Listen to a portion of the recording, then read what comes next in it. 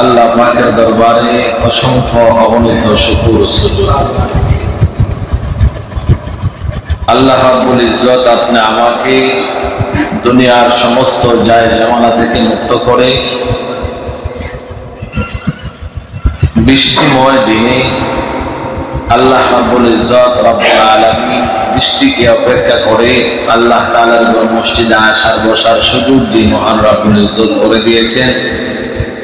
ওই রব্বুল ইজ্জতের দরবারে রব্বুল আলামিনের আলিশান দরবারে শুকরিয়া আদায় করি, সকলেই জবানটা খুলে বলি আলহামদুলিল্লাহ। তার সাথে সাথে অসংখ্য অগণিত দুরূদ ও সালাম যিনি হায়াতুন নবী, জিন্দা নবী, নূরুন আলা নূর নবী, যিনি উম্মতের কান্দারি নবী, উম্মতের দরুদ নবী, যে নবী মদিনায় শুয়ে শুয়ে উম্মতের ব্যথায় ব্যথিত হয়ে এখনো কাঁদেন, 63 বছর কেঁদেছেন, কিয়ামত পর্যন্ত কাঁদবেন, মাকামে মাহমুদের সেজদায় পড়ে উম্মতের জন্য কাঁদবেন। ওই নবীজির কদম মুবারকে অসংখ্য অগণিত দুরূদ ও সালাম করেছি এবং পড়ব। মহান রব্বুল ইজ্জত যেন আমাদের পক্ষ থেকে দুরূদ ও সালাম কবুল করেন। সকলেই জবানটা খুলে বলি আল্লাহুম্মা আমিন। তার সাথে সাথে মহান রব্বুল ইজ্জতের দরবারে ফরিয়াদ, এই মহান রব্বুল ইজ্জত আপনি আমার মতো অসংখ্য অগণিত মানুষকে বিভিন্ন দেশ থেকে, বিভিন্ন গ্রাম থেকে, বিভিন্ন মহল্লা থেকে, নাখান্দা ব্যক্তিকে, সমাজের মধ্যে যাদের মূল্য নাই তাদেরকেও আল্লাহ রাব্বুল আলামিন এই পবিত্র মাহে জিলহজ মাসে সম্মানিত করেছেন। আল্লাহ রাব্বুল আলামিনের ঘরের মেহমান বানিয়েছেন। কথা বলেন ঠিক কিনা? এই পবিত্র জিলহজ মাস অসংখ্য অগণিত মানুষকে আল্লাহ রাব্বুল আলামিন আল্লাহ তাআলার ঘরের মেহমান বানিয়েছেন। আমরা দোয়া করছি, ফরিয়াদ করছি, রব্বুল ইজ্জত আমাদেরকেও জীবনে একবার হলেও তোমার ঘরের মেহমান বানিও। সকলেই বলে আমিন। যাদেরকে আল্লাহ কবুল করেছেন তাদের হজ যেন আল্লাহ রাব্বুল আলামিন কবুল করেন। আমরা সকলেই বলি আল্লাহুম্মা আমিন। আজ পবিত্র পবিত্র মাহে জিলহজ মাসের প্রথম জুমা মুবারক, কারণ ঈদুল আজহার চাঁদ উঠে গেছে, আমাদের কাছে আনন্দ বয়ে আসতেছে। আমরা সকলেই কুরবানি দিব, কুরবানি করব, অথবা যাদের সামর্থ্য নয় আমরা ঈদের মাঠে গিয়ে আনন্দ উদযাপন করব। কথা বলেন ঠিক কিনা? তো আমাদের সকলের অন্তরে একটাই যে আমরা কুরবানি দিব আল্লাহ এবং আল্লাহর রাসূলকে রাজি আর খুশি করার জন্য। কাকে রাজি আর খুশি করার জন্য? আল্লাহ এবং তার বন্ধু হাবিব নবীকে রাজি আর খুশি করার জন্যই কিন্তু, তাকওয়া অর্জন করার জন্যই কিন্তু আমরা কুরবানি দেব। আল্লাহকে রাজি আর খুশি করার জন্য যদি আমরা কুরবানি দেই, তাহলে এই কুরবানি, আমি গত সপ্তাহে বলেছিলাম যে কুরবানির গোশত, রক্ত, চামড়া এবং কি পশম কোনো কিছুই আল্লাহ রাব্বুল আলামিনের দরবারে পৌঁছায় না। শুধুমাত্র আল্লাহ রাব্বুল আলামিন আপনি আমার তাকওয়া দেখেন। কি দেখেন? তাকওয়া। তাকওয়া হচ্ছে কাউকে মানার নাম হচ্ছে তাকওয়া, কাউকে ভয় করার নাম হচ্ছে তাকওয়া। আল্লাহ রাব্বুল আলামিন বললেন 5 ওয়াক্ত নামাজ আমি তোমাদেরকে দিলাম, সেটা তোমরা আদায় করো। মানলাম না, আমাদের ভিতরে তাকওয়া এবং তার ভয় নাই, ভালোবাসাও নাই, ভয়ও নাই, এই জন্য তাকওয়া নাই। প্রত্যেকটা মানুষের অন্তরে যদি তাকওয়া থাকতো তাহলে সে নামাজ কাজা করার কোনো সুযোগ পেত না। তাকওয়ার অভাবের কারণেই কিন্তু নামাজ কাজা হয়, নামাজ নষ্ট হয়। জুমার দিনও আসতে অবহেলা করে, আছে না নাই? জুমার দিনও এখনো দোকানপাটে অনেকেই বসা, যে হুজুর মাত্র আলোচনা শুরু করছে, সময় হোক তারপর আস্তে আস্তে যান। দোকান তাকে ছাড়ে নাই, কিন্তু আল্লাহ রাসূল সাল্লাল্লাহু আলাইহি ওয়াসাল্লাম বলছেন, যেই ব্যক্তি জুমার মুবারকে প্রথম যেই ব্যক্তি মসজিদে অবস্থান করবে তার আমলনামায় একটি উট কোরবানি আল্লাহর রাস্তায় দেওয়ার যে সওয়াব, এই সওয়াব তার আমলনামা দান করবে, বলেন না সুবহানাল্লাহ।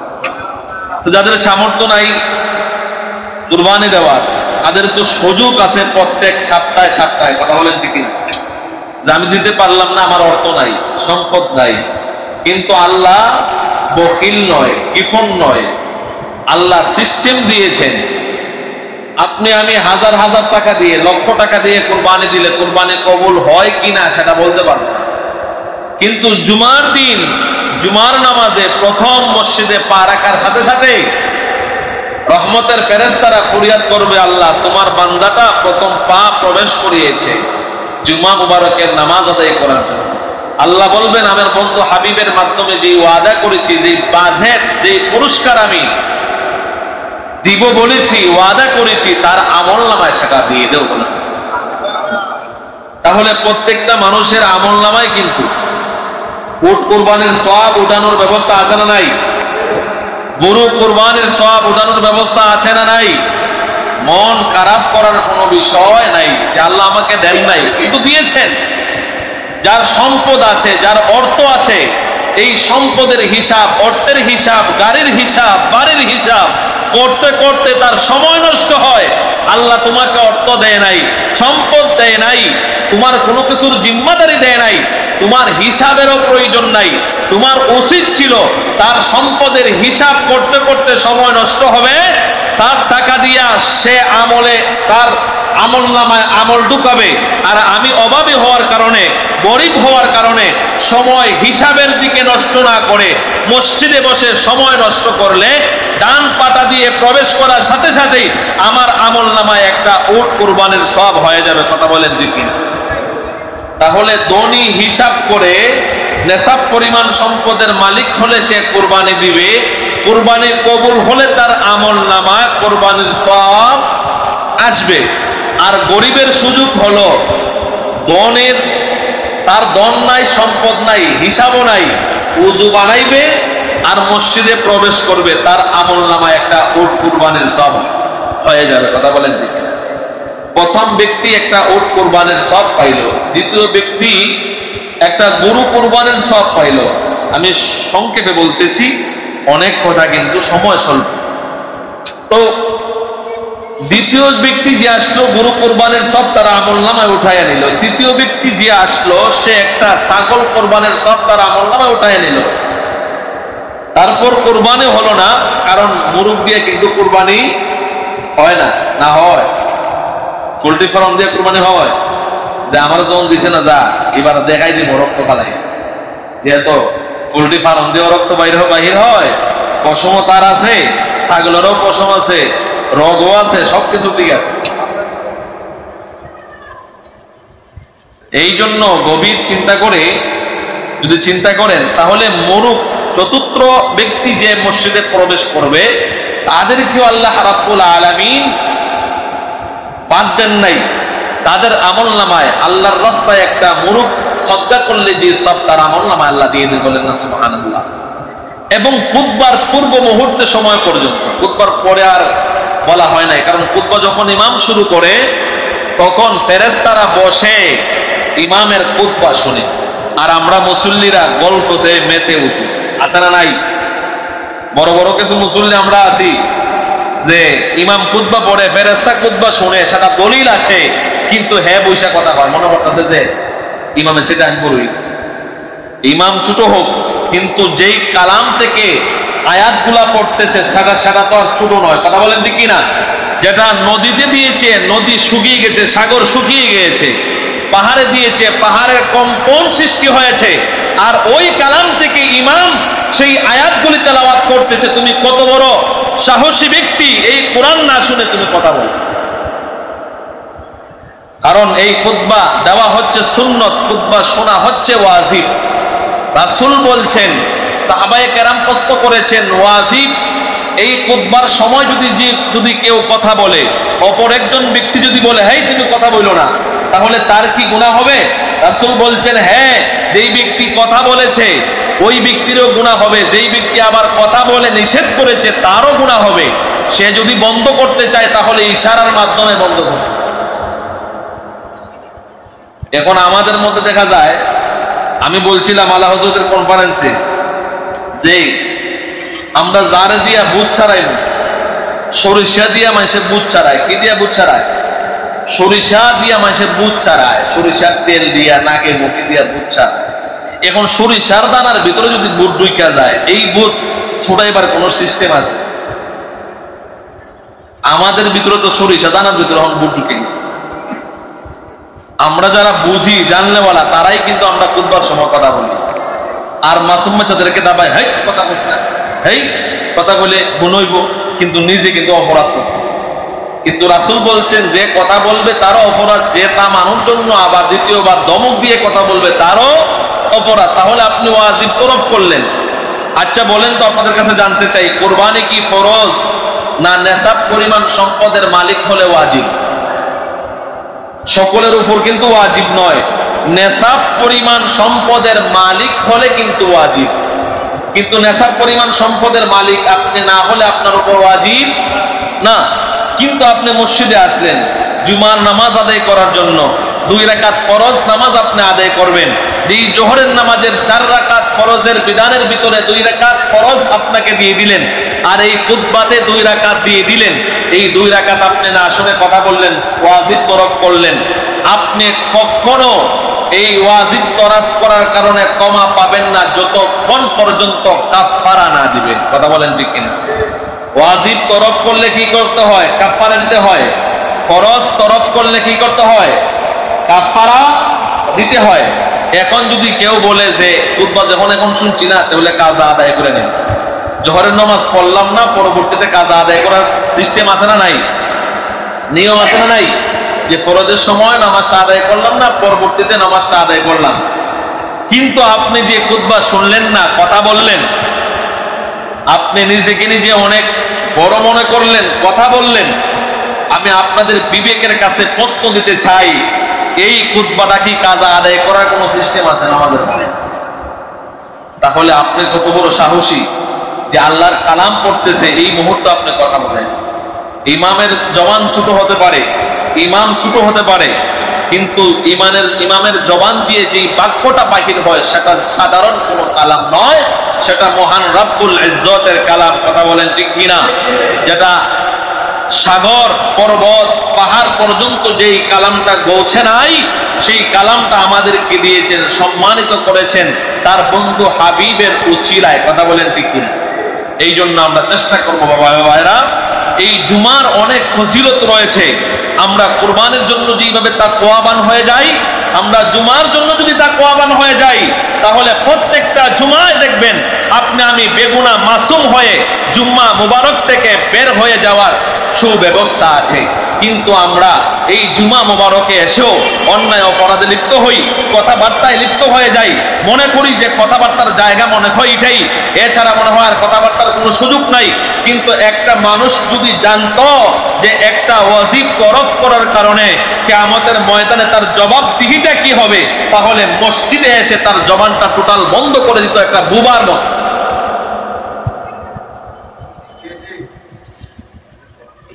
সে এমন ভাবে হয়ে যায়, বুবা হবে কি, বুবার চাইতে পাগল হয়ে যায়, যে কথা না বলে মনে হয় যে মসজিদে আমি যে সবচেয়ে বড়, এটা মনে বোঝে।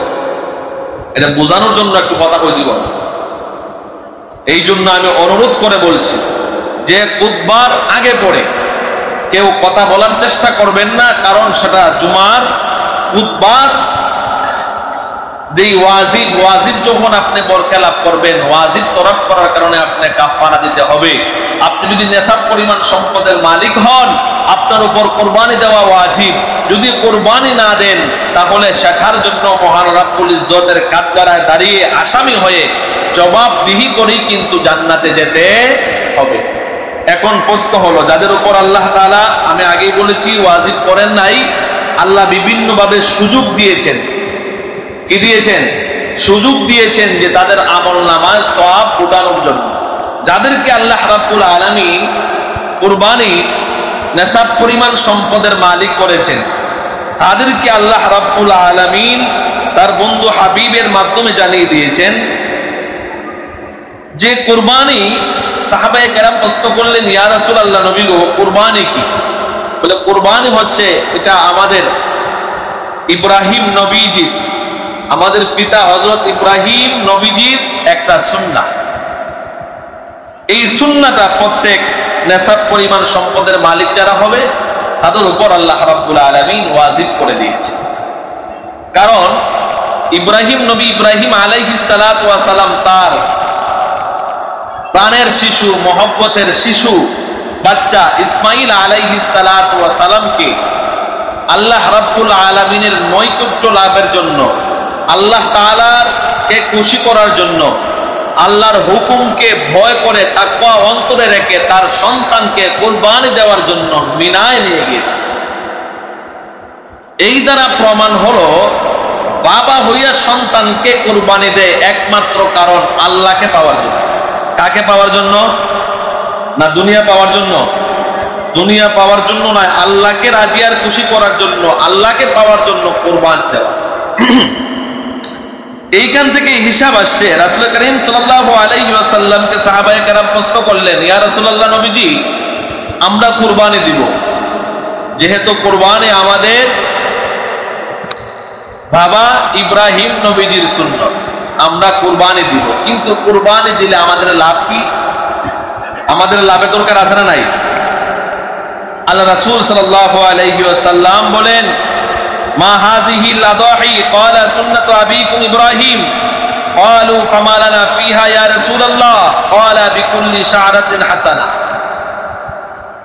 আল্লাহ রাসূল সাল্লাল্লাহু আলাইহি ওয়াসাল্লাম বলেন, যে মানুষগুলি যখন পশু কুরবানির মাধ্যমে আল্লাহকে রাজি আর খুশি করার জন্য কুরবানি দেয়, এই পশুর যত পশম আছে প্রত্যেকটা পশমের বিনিময়ে আল্লাহ রাব্বুল আলামিন তার আমলনামায়, আল্লাহর রাস্তায় এক একটা সদকার সমপরিমাণ সব তার আমলনামায় দিয়ে দিবেন। বলেন না সুবহানাল্লাহ। এখন বলেন তো, একটা কুরবানির পশুর পশম কত হাজার থাকে জানেন কেউ? কোনদিন গণনা করে দেখছেন? তাহলে আপনি আমার আমলনামায় যখন বেমিসাল, বেমাসাল, বেহিসাব যখন নেক ঢুকবে, নিশ্চয়ই এই কুরবানি যারা যখন তাকওয়া অর্জন করতে পারবো, এই কুরবানি দিয়ে যদি আল্লাহকে রাজি করতে পারি, অন্তরে যদি তাকওয়া থাকে, আমার মন বলে একটা কুরবানি দিয়ে জান্নাতের রাস্তা পাওয়া সহজ। বেশি আমলের প্রয়োজন নাই, একটা কুরবানি দিয়েই জান্নাতের রাস্তা পাওয়া সহজ। কারণ হচ্ছে যে কুরবানির পশুর কত হাজার কোটি পশম সেটা আমি জানি না। আল্লাহ দিতে কি কম দিব? কি পূর্ণতা করব? যে পশম গুনে গুনে কয়েকটা পুড়ে গেছি এবং এটা কম দিবে না। তাহলে এই পশমের হিসাব ধরে যদি আল্লাহর রাস্তায় সদকা দেওয়ার সমপরিমাণ সব হয়, আল্লাহর হাবিব রাহমাতাল লিল আলামিন বলেছেন, এই দুনিয়াতে যারা একটা খেজুর বিচি পরিমাণ আল্লাহর রাস্তায় সদকা দিবে, কিয়ামতের ময়দানে মাহশরে সেটা উহুদ পাহাড় সমতুল্য সমান হবে। তাহলে এই দুনিয়াতে আমরা একটা কুরবানি দিব পশু, আর পশুর পশমের প্রত্যেকটি পশমের বিনিময় আল্লাহ রাব্বুল আলামিন এক একটা সদকা করার সমান সব আল্লাহ রাব্বুল আলামিন দান করবেন। তাহলে কত সওয়াবের অধিকারী আল্লাহ রাব্বুল আলামিন আপনি আমাকে বানিয়েছেন। সাহাবায়ে কেরাম প্রশ্ন করলেন, ইয়া রাসূলুল্লাহ নবীজি, প্রত্যেকটা পশমের বিনিময় পরিবর্তে একটি করে সওয়াব আল্লাহ রাব্বুল আলামিন দিবেন, যদি সেটা ছাগল হয়, ভেড়া হয়, তাহলে কি এইগুলার পশম আল্লাহ রাব্বুল আলামিন গ্রহণ করবেন, না শুধুমাত্র উট এবং গরু? আল্লাহ রাসূল সাল্লাল্লাহু আলাইহি ওয়াসাল্লাম বলেছেন যে যে সকল পশু দিয়ে কুরবানি করা জায়েজ, কুরবানি করা হালাল, যে কোনো পশু হোক, প্রত্যেকটা পশুর পশমের বিনিময়, এক একটা পশমের বিনিময় এক একটা আল্লাহর রাস্তায় সদকা করার সব তার আমলনামায় দিয়ে দিবেন। বলেন না সুবহানাল্লাহ। তাহলে আমরা কি গোশত খাওয়ার জন্য কুরবানি দিব, না আল্লাহকে রাজি আর খুশি করার জন্য কুরবানি দিব? আচ্ছা, আমি আপনাদেরকে প্রশ্ন করি, প্রত্যেক দিন কি গরু জবাই হয় কি হয় না? এই উত্তর দেন। প্রত্যেক দিন কি গরু জবাই হয় কি হয় না? আপনাদের চান্দিনাই ধরলাম, প্রত্যেক দিনে গরু গোশত পাওয়া যায় কি যায় না? প্রত্যেক দিন গরু কুরবানি হয়, গরু জবাই হয়।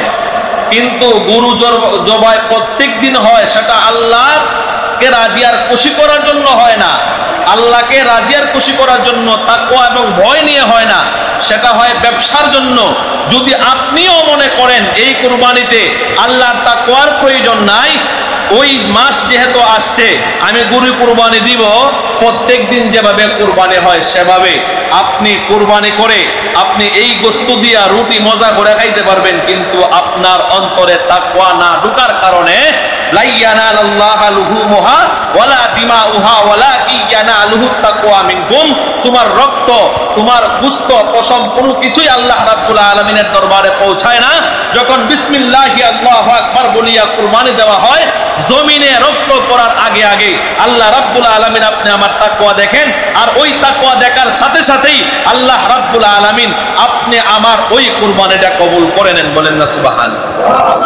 তাহলে নিশ্চয়ই প্রত্যেক দিনের ন্যায় যদি আমরা গরু কুরবানি দেই তাহলে তাকওয়াবান হতে পারবো না। আর যদি মনে করি এটা গোশত খাওয়ার জন্য নয়, আল্লাহকে রাজি আর খুশি করার জন্য কুরবানি দিব, তাহলে দুর্বল পশু দিয়া কুরবানি দেওয়া যাবে না। গোশত কত কেজি হবে দোকানে বসে বসে, হুজুর আমার একটা লাভ হয়েছে, বলে আমারটা কেজি পড়বো মনে 650, আর অমুকে আনছে না 900 টাকা কেজি বলে, এ যে আনছে লাভ হয়েছে না। বলেন তো এটা কি বলার কথা ছিল? না, তাকওয়ার জন্য আল্লাহ রাব্বুল আলামিন বলেছেন যে পশু তোমরা কিনবা মোটা তাজা দেখে, সুন্দর দেখে। এই পশু তো জবাই করার উদ্দেশ্য আল্লাহকে পাওয়ার জন্য, গোশত খাওয়ার জন্য তো প্রত্যেক দিনই বাজারে জবাই হচ্ছে। তাহলে প্রত্যেক দিনের ন্যায় তুমি আবারও কেন এই কুরবানির ঈদের দিনে তুমি এটা জবাই করো? এই জন্য অনুরোধ করব যে গোশত খাওয়ার জন্য কুরবানি দেওয়া যাবে না। আমরা অনেকেই সাত শরীকে কুরবানি দেই কি দেই না? দেই কি দেই না? অনেকের অন্তরে থাকে ছেলে মেয়ে কারবারে যাইব, ছেলে মেয়ে কেমনে কি করবো, আর শ্বশুর বাড়িতে মানুষ আইব, তাদেরকে খাওয়ানো লাগবে, এই চিন্তা করে যা একটা অংশে ঋণ ফিন করে হইলো দেয়া দেই। এরকম আছে না নাই? যে ছেলে মেয়ে বড় হয়েছে দিয়া দেই। কিন্তু 7 অংশে যারা কুরবানি দেয়, যদি 7 ভাগের একজনের অন্তরে এইরকম মন মানসিকতা থাকে যে আমি গোশত খাওয়ার জন্য কুরবানি দিব, তাহলে মাসালা হচ্ছে বাকি 6 জনের কুরবানি বাদ। বাকি 6 জনের কি কুরবানি বাদ। এখন প্রশ্ন হলো যে হুজুর তাহলে কি কুরবানি দিব না? কারণ এই জন্যই মাসালার গ্যাপ আছে। তোমার সমর্থ আছে, তুমি কুরবানি দিবা, কিন্তু 30,000 টাকা দিয়ে অংশমত কুরবানি দেওয়া তোমার সামর্থ্য আছে, 1 লাখ টাকা দিয়ে তোমার কুরবানি দেওয়ার সামর্থ্য নাই। তুমি 7 জন ব্যক্তি নিয়ে কুরবানি দিলা, মানুষকে বুঝাইলা এই গ্রামের মধ্যে আমরা 7 জনের কুরবানি দিছি, আমাদের গরুর সমপরিমাণ দাম আর কার গরু নাই। এইবার অমুকে এই গ্রামের মধ্যে সবচেয়ে দামি গরু কুরবানি দিছে, এরকম প্রশ্ন উঠে কি উঠে না? আল্লাহ রাসূল সাল্লাল্লাহু আলাইহি ওয়াসাল্লাম তো সেটা বলেন নাই যে তোমরা দামে তোমরা বড় হও, কিন্তু সেটা হলো তাকওয়া। তুমি যদি মনে করো ওই রকম ব্যক্তি, সহি ব্যক্তি পাওয়া যায় না, তাহলে তোমার জন্য ব্যবস্থা আছে না নাই? ভেড়া অথবা ছাগল দিয়েও কুরবানি হালাল আছে। যদি মনে করো এখন আমি ছাগল খাই না, হুজুর আমার বউ ছাগল খায়, হুজুর আমার মায়াটা আছে এটাও ছাগল খায়, এর লাগে এখন আমার গরু দেওয়া লাগবে। আমি আগেই বলছি, এই জন্য প্রশ্নের গ্যাপ, আগেই বলছি আমরা কি গোশত খাওয়ার জন্য কুরবানি দিব না আল্লাহকে রাজি আর খুশি করার জন্য কুরবানি দিব? তাহলে মেয়ের জন্য কুরবানি দিলাম কেন? মেয়ে ওইটা ছাগল খায় না এই জন্য দিলাম না। আমি গিয়ে 7 জনের শরীকে ঢুকলাম, এবং 7 জনের মধ্যে ওজনে এক ব্যক্তি কম দেয়, বাজারে ব্যবসা করে, হেরিতে ঢুকাইলাম। আপনার বিবেককে আপনি প্রশ্ন করেন, সে 1 টাকা পরিমাণ হারাম অংশ আপনার এই গরুর ভিতরে ঢুকাইল, তাহলে কি যদি গোশত খাওয়ার নিয়তে যদি কুরবানি বাতিল হয়, তাহলে আপনার বিবেকের উপর প্রশ্ন চলে দিলাম, আপনার বিবেককে আপনি প্রশ্ন করেন, গোশত খাওয়ার নিয়ত করলে কুরবানি বাতিল হয়, আর হারাম টাকা যদি তার ভিতরে ঢোকায় তাহলে কি কুরবানি বাতিল হবে না? তাহলে এইদিকে তো আমাদের লক্ষ্য রাখা দরকার যে আমরা যদি সহি ব্যক্তি না পাই, তাহলে নিয়ম হচ্ছে একটা ছাগল দিয়ে আল্লাহকে রাজি খুশি করার জন্য, তাকওয়াবান হওয়ার জন্য, খেয়ে খাইলো না এটা দেখে লাভ নাই। কত বড় গরু কে দিল ওটা দেখে লাভ নাই। এই দিন আমি একটা ছাগল দিয়ে কুরবানি করলে আল্লাহর কাছে যদি আমি পছন্দনীয় হই, কারণ সুবহানাল্লাহ বললে আমরা বলি কি, সকলে বলুন একবার সুবহানাল্লাহ। আমরা যখন সুবহানাল্লাহ বলি তখন বলি আল্লাহ তোমার পবিত্রতার বর্ণনা করতেছি, তোমার পবিত্রতা কি করি। আল্লাহ বলেন আমি তো এমনি পবিত্র, তুমি আবারও আমার পবিত্রতা বর্ণনা করতেছো, যাও আমার পবিত্রতা যেহেতু তুমি বর্ণনা করতেছো আমি তোমাকে পরিপূর্ণভাবে পবিত্র বানিয়ে দিলাম বলে। যখন কোনো মানুষ আলহামদুলিল্লাহ বলে, আল্লাহ বলেন এই বান্দা আলহামদুলিল্লাহ বললে কেন, বলে আল্লাহ সমস্ত প্রশংসা তোমার জন্য। বলে আমি তো এমনিতেই প্রশংসিত, আমি তো প্রশংসা পাওয়ার যোগ্য এমনিতেই, তুমি প্রশংসা না করলেও কি হবে। বলে আল্লাহ তারপরও করছি। বলে বান্দা তুই যখন আমার প্রশংসা করছো আমিও লোক সমাজে তোর প্রশংসা বাড়িয়ে দিব। বলেন না। বলে কিভাবে, বলে যেই মানুষগুলো তোকে যোগ্য মনে করতো না তাদের কাছে আমি যোগ্য বানিয়ে দিব, সম্মানী বানিয়ে দিব।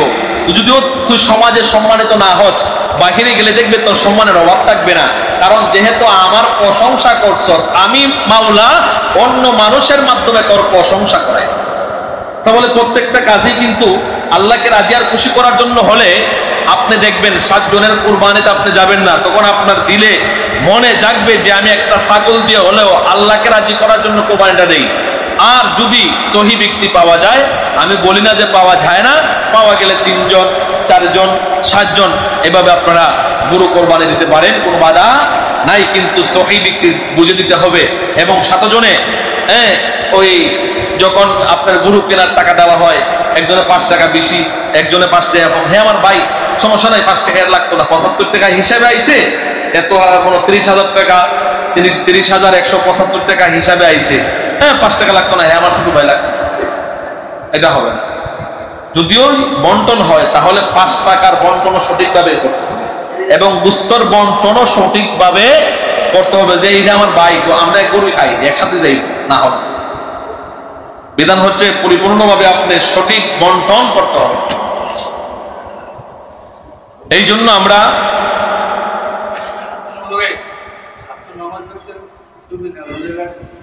না, এটা নামাজের বিষয়টা আমি বলি না, ঠিক আছে আপনার প্রশ্ন উত্তর। আমি আগেই বলছি কি, আপনার বিবেককে আপনি প্রশ্ন করেন, 5 ওয়াক্ত আল্লাহর হুকুম ফরজ অমান্য করে একদিন ভোর বেলা উঠলাম তাহাজ্জুদ পড়ে আল্লাহকে পাওয়ার জন্য কাঁদব, সারাদিন মা বাপরে ফিটলাম, মা বাপের কথা অমান্য করলাম, গভীর রাত্রে উঠিয়া আম্মা তোমারে বালা তোমারে বালা, মায়ের বাবু সারাদিন মানুষের দেখাইয়া আমারে গালাগালি করলে, আমার হুকুমগুলো অমান্য করলে, আমার কথা তুই শুনলে না, এখন গভীর রাত্রে এসে তো আমার কাছে মাপ চাইতে, আমার রাজি করতে, বলেন তো ওইটা কোনোভাবে সম্ভব? আল্লাহর হুকুম যেইগুলা এগুলা আদায় না করে, যেটা সুন্নত তাহাজ্জুদ, এটা পড়ার লাগে দেখা যায় আল্লাহ পাওয়ার লাগে পাগল হয়ে। যেমনি ভাবে আল্লাহ পাওয়ার জন্য ফরজ বাদ দিয়ে যেমনি ভাবে আপনি আমি তাহাজ্জুদ করে আল্লাহ পাওয়া আশা করা যায় না, তেমনি ভাবে ফরজ নামাজ কাজা করে শুধুমাত্র কুরবানি দিয়ে তাকওয়াবান হওয়া যায়। এখন প্রশ্ন হলো, সে কুরবানির দিন ঈদুল আজহার নামাজে গেল, কুরবানি দেওয়ার জন্য পাগল হয়ে গেল, ওই দিন জোহরের নামাজ ইমাম মুয়াজ্জিন সাহেব আযান দিল, ইমাম সাহেব নামাজে দাঁড়াইলো, দেখা যায় কুরবানি দাতা 100 জনের মাঝে মাত্র আছে ভাই 5 জন, আর 95 জনই নাই। কুরবানি দাতা কই? গোশত বানায়, আর কি করে গোশত জাল হইতাছে খাইব। দেখা যায় ওই দিন সে ওয়াজিব আদায় করতে গিয়া জোহরের নামাজও তার বাদ, আসরের নামাজও তার বাদ। এরকম কুরবানি দাতা আছে না নাই? না আপনাদের সমাজে নাই, আমরা এদিকে আছে, এই জন্য বলছে কি আবার মাইন্ড করেন না, আমরা এদিকে, হ্যাঁ আমরা ওইদিকে আছে, এই জন্য বললাম যে কুরবানি দাতার আসরও শেষ জোহরও শেষ, এক কুরবানির পশু বানাইতেছে আর সওয়াবের লাগা গরিব দিবার লাগা পাগল হয়ে গেছে। অথচ যে আল্লাহ রাব্বুল আলামিনের হুকুম দৈনিক 5 ওয়াক্ত নামাজ, এই 5 ওয়াক্ত নামাজ সে কাজা করতেছে দেখে শুনে জানে বুঝে। এই জন্য আমি আপনাদেরকে অনুরোধ করবো, জিলহজ মাস চলে আসছে, আমরা কুরবানি দিব, তাকওয়া অর্জন করব, নকসুল ফালাই না সওয়াবের আশায়, কিন্তু 5 ওয়াক্ত নামাজে আয় না। অনেক বেনামাজি, আগেই বলছি কষ্ট নিয়েন না, অনেক বেনামাজি হুজুর নকসুল কোন দিন থেকে ফালা যাচ্ছে, হ্যাঁ, এটা না পারলে কি হইব? ফজিলতটা আমাদেরকে বলেন। অথচ এই 5 ওয়াক্ত নামাজ, 5 ওয়াক্ত নামাজ না পড়িয়া হে কুরবানির লেগে, কুরবানি কবুল হওয়ার শর্তের জন্য এর নকসুল রাখবার লেগে পাগল হইছে। এরকমও আমাদের কুরবানিতে তা আছে না নাই? আমি অনুরোধ করে বলবো, অনেক মাসালা বলার কথা ছিল, বলবো না, সময় শুনবো, আগামী সপ্তাহে বলবো ইনশাল্লাহ, যেহেতু আমাদের একটা শুক্রবার আছে।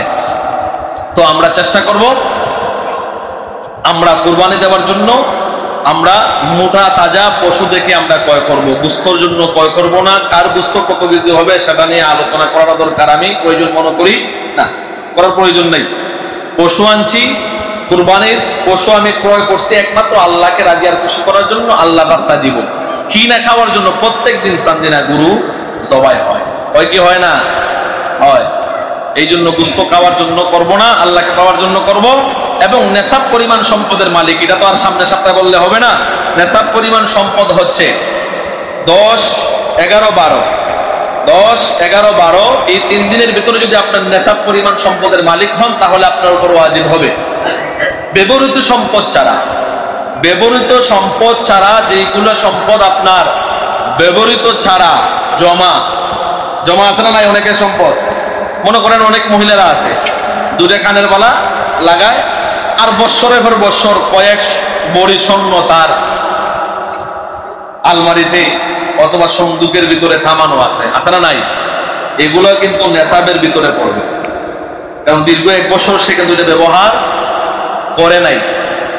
এমনকি অনেক কাপড় আছে যে কাপড়ের দাম 12,000, 15,000, 20,000, 22,000, জাম শাড়ি না জাল শাড়ি, আমি বুকিত হয় না, এরকম আছে না নাই? 30,000 পর্যন্ত মানুষের আছে। এইগুলা কিছু শাড়িও দেখা যায় বৎসরের পর বৎসর মানুষের মা বোনদের আছে, কিন্তু বৎসরে কোনোদিন সে ব্যবহার করে নাই। তার মানে মাসালা হচ্ছে সেটা ব্যবহৃত হিসেবে গণ্য হবে না, সেটা নেশাবের ভিতরে চলে আসে। 1 বছর ধরে অনেক জামা আছে না যেটা ব্যবহার করে নাই, 1 বছর কোরবানি থেকে আরেক বছর পর্যন্ত চলে আইছে, সেটা ব্যবহার করে নাই, সেটা ব্যবহৃত হিসেবে আসবে না, সেটা নেশাবের ভিতরে আসবে। যদি ওই সম পরিমাণ নেশাব, সম পরিমাণ 52.5 ভরি রূপা, সম পরিমাণ সম্পদের মালিক আপনি হন, টাকার মালিক আপনি হন, তাহলে 10, 11, 12 এই 3 দিনের ভিতরে যদি আপনি ওই সম পরিমাণ নেশাবের মালিক হন, তাহলে আপনার উপর ওয়াজিব কুরবানি দেওয়া। বুঝাইতে পারছি? মাশাআল্লাহ, হ্যাঁ, সুন্দর প্রশ্ন। মাশাআল্লাহ,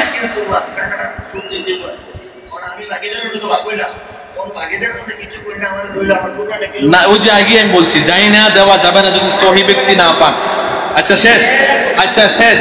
তারপর আরেকটা মাসালা হচ্ছে, যাদের উপর কুরবানি ওয়াজিব না, শুনেন, যাদের উপর কুরবানি ওয়াজিব না, নেশাব পরিমাণ সম্পদের মালিক না, উনি যে কথাটা বলছে যে 10,000 টাকা একজনের থেকে আমি কি করলাম, হাওলাত আনলাম, কর্জে হাসান আনলাম, অথবা লাভের উপর সিস্টেম করে আনলাম, এটা আমাদের সমাজে চলে। এরপরে আপনি মনে করেন ব্যাংক থেকে অনেকে লোন নেয়, ঠিক না? ধরলাম সে লোন নিল না, হালাল ভাবেই এক জায়গা থেকে কর্জে হাসানা, যেটা লাভ ছাড়া সুদ মুক্ত, সে 30,000 টাকা এক জায়গা থেকে আনলো, ভালো একটা মানুষের কাছ থেকে 6 মাসের কথা বলে আনলো, তার উপর কিন্তু কুরবানি ওয়াজিব হয় নাই। সে কুরবানির পশু ক্রয় করলো, ক্রয় করার পরে কুরবানির আগের দিন, মনে করেন কুরবানি হয়তো শনিবারে আমাদের দেশে হবে, শুক্রবারে এই পশুটা হারাইয়া গেছে, কি হয়েছে? অথবা চুরি নিয়ে গেছে। চুরি নেয় না কুরবানির পশু? না চুরে কি জিগায় যে কুরবানির পশু না এটা পালা পশু? কুরবানিরটাও চুরে নেয়। তো কুরবানির পশু মনে করেন চুরি নিয়ে গেছে, কিন্তু মাসালা হচ্ছে আপনার উপর ওয়াজিব ছিল না, আপনি নিজে আপনার উপর ওয়াজিব বানাইছেন। আপনার উপর ওয়াজিব কিন্তু আল্লাহ আপনার উপর জুলুম করে না। আল্লাহ বলছে তোমার উপর জুলুম নাই, তুমি নিজেকে নিজে জুলুমের ভিতরে আনার কারণে মাসালা হচ্ছে যদি চুরে নিয়ে যায়, হারায়া যায়, তারপরে তুমি তোমার পক্ষ থেকে মানতের কুরবানি ওয়াজিব হবে। যদি তুমি মানতের কুরবানি হিসেবে আরেকটা পশু কিনে শনিবার অথবা রবিবার না হলে সোমবার পর্যন্ত কুরবানি দিতে হবে, না হলে মানতের কুরবানির জন্য কিয়ামতের ময়দানে জবাবদিহি করতে হবে। এখন যে নেশাব পরিমাণ সম্পদের মালিক একটা গরু কিনছে অথবা কিনার পর চুরি নিয়ে গেছে, হারায় গেছে, সে আর গরু কিনতেও হবে না, গরু কোরবানি দেওয়ার আর প্রয়োজন হবে না, কারণ নেশাব পরিমাণ সম্পদ যা ছিল ওই জায়গা থেকে ওই টাকা দিয়ে একটা পশু কেনার পর সে গরুটা হারাইয়া গেছে, চুরি নিয়ে গেছে, তার উপর থেকে নেশাব আল্লাহ রাব্বুল আলামিন কবুল করে নিয়েছেন। কিন্তু আপনার উপর থেকে কবুল করে নেন নাই, কারণ আপনি নিজের উপর নিজে জুলুম করছেন। কিন্তু মাসালা হচ্ছে, যদি ওই কুরবানি দাতা নেশাব পরিমাণ সম্পদ থাকার কারণে তার গরুটা চুরি নিয়ে গেছে অথবা হারাইয়া গেছে বা ছুটে গেছে, কুরবানি দেওয়ার পরের দিন ওই কুরবানি দাতা দেখলো তার গরুটা পাওয়া গেছে, সে এটা সুন্দর করিয়া পালতে পারবো, ব্যবহার করতে পারবো, বেচাই টাকা খরচ করতে পারবো। কিন্তু আপনার উপর নেশাব পরিমাণ সম্পদ ছিল না, আপনি জুলুম করছেন আপনার উপরে, আপনি আরেকটা গরু কিনে আপনি কোরবানি দিলেন।